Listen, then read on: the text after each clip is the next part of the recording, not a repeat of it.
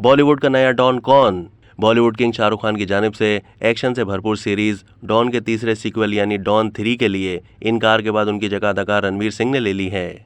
भारतीय media reports के मुताबिक हाल ही में प्रोड्यूसर रितेश सधवानी ने डॉन 3 के स्क्रिप्ट मुकम्मल होने की तस्दीक की थी, जिसके बाद ये खबरें गर्दिश कर रही हैं कि डॉन 3 में शाहरुख खान डॉन के रूप में नजर नहीं आएंगे।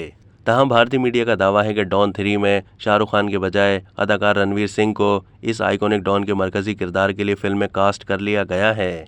याद रहे कि रणवीर सिंह ने रितेश सधवानी और फरहान अख्तर की प्रोडक्शन कंपनी एक्सेल एंटरटेनमेंट के साथ पहले भी 2 कामयाब फिल्मों दिल धड़कने दो और गली बॉय में काम किया है, जिसमें उनकी अदाकारी को बेहद पसंद किया गया है। ख्याल रहे कि फिल्म डॉन को अदाकार और फिल्मसाज फरहान अख्तर ने हिदायतकारी दी थी।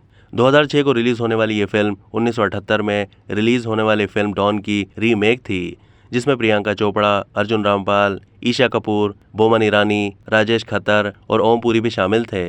डॉन की शानदार कामयाबी के बाद फरहान अख्तर और रितेश सधवानी ने मिलकर डॉन 2 बनाई, जिसे बॉक्स ऑफिस पर कामयाबी मिली। अब डॉन 3 में रणवीर सिंह को कास्ट करने की खबरें सामने आने के बाद किंग खान के मद्दाह तो काफी मायूस नजर आ रहे हैं, लेकिन दूसरी जानिब फिल्मों के शायकीन रणवीर सिंह को डॉन बनते देखने के लिए बेताब नजर आते हैं। मगर ताहाल फिल्म डॉन 3 के मरकजी किरदार यानी डॉन के लिए रणवीर सिंह की कास्टिंग का हतमी ऐलान सामने नहीं आया।